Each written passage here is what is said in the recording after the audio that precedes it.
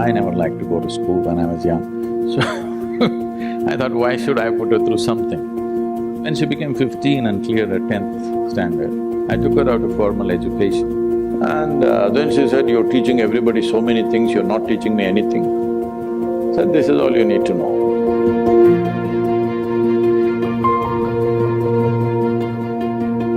I had enough on my hands, so I never intended or thought we should have a child of our own. But my wife said at least one. I said, okay, one, only one. So that happened, and from the age of… when she was an infant, 3.5 months of age, I drove across South India with her strapped to my front seat of the car, me driving alone, just my one hand here, one hand at the steering wheel. This was the time we were building Isha Foundation, so I traveled extensively, and she was traveling with me when she was 3.5 months old infant. So first 4 years she grew up in the car with me and in many people's homes. So she met thousands of people and she learned how to become a part of any home, anywhere, whether it's the most affluent home in the world or, a tribal home where just about anywhere I stayed, I made sure that she was exposed to everything. I didn't want her to develop prejudices or privileges of, choices of where to be and where not to be. And by the time she was 3 years of age, she at least knew 1,000 people by name, whom she considered her friends, definitely not her age, all grown-up people. So the tremendous exposure to people, and I thought I won't send her to school because I never liked to go to school when I was young. So I thought, why should I put her through something? Then the only thing I could not provide her is children of her own age. So I put her to a school which is not so competitive, not so pushy. So I looked for a school which was started by J. Krishnamurti, and I put her there so that it's easy. And I said, further you go easy on my girl, because I'm not going to look at a report card. I'm not going to ask which rank you are. I'm not going to ask what are you going to become.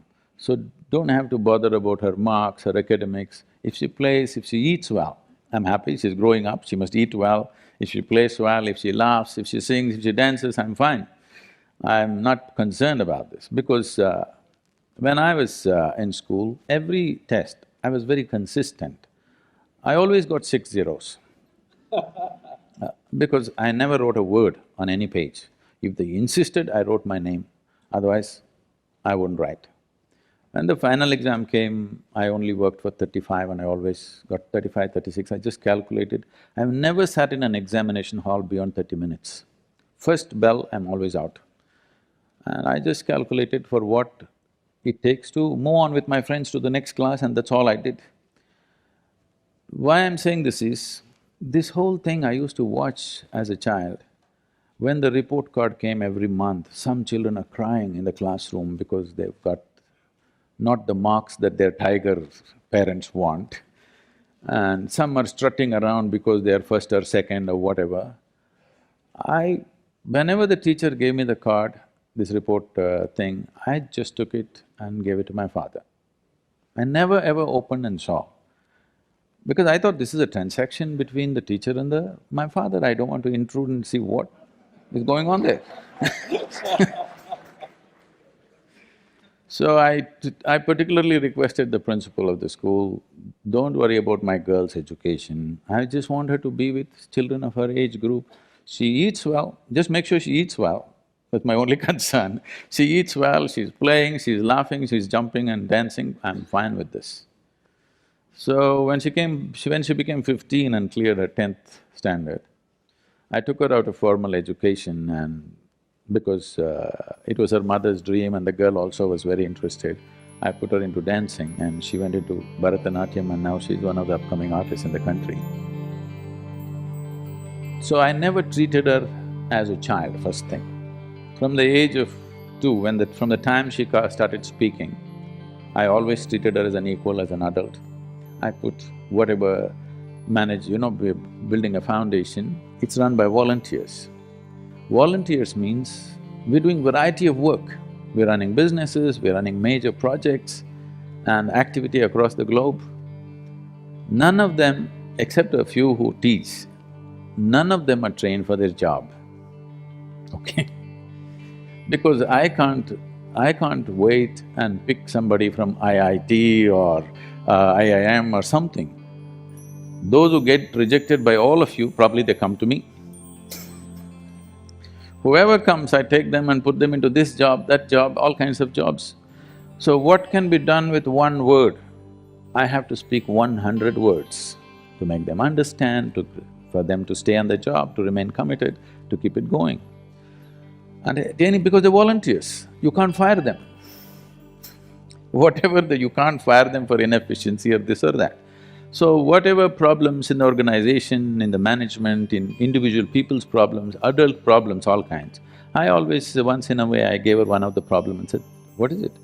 She used to come out with incredible, her own childlike solutions, sometimes perfect solutions, sometimes something wacky.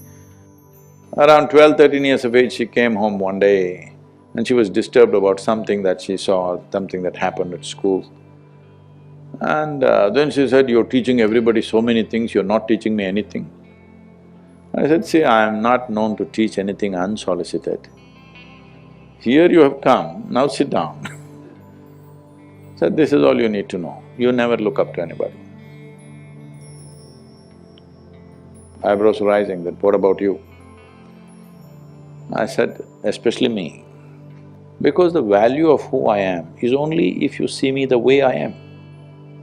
If you look up to me, you will nail me to the wall and maybe smoke me, light an incense or put a mala around me and forget about me. This is not going to change your life in any way. You must just see me the way I am. You must see me just for what I am, then I'm of immense value to you. But if you look up to me, you will miss it. So never look up to anybody, never look down on anybody. If you do this one thing, you will see everything just the way it is. Only if you see things the way they are, you can navigate effortlessly, isn't it so? This is so with life also. Only if you see everything just the way it is, you can navigate through life effortlessly. This is all the ability you need to give to your child. So I always treat it as an adult, never trying to place myself above her. This is the fundamental management I did, that she need not look up to anybody, nor look down to anybody. Just look at level, at everything the way it is. Just learning to see life just the way it is. Looking up is a lie, looking down is a lie. Looking up is coming from a certain prejudice, looking down is coming from a certain prejudice. Being able to treat every life, everything, whatever it is, this is our culture, I want you to understand. It doesn't matter if a paper, just a sheet of paper, when we were growing up, one paper, you cannot step on it. Yes? Yes or no? Many of you have grown up like this in your homes.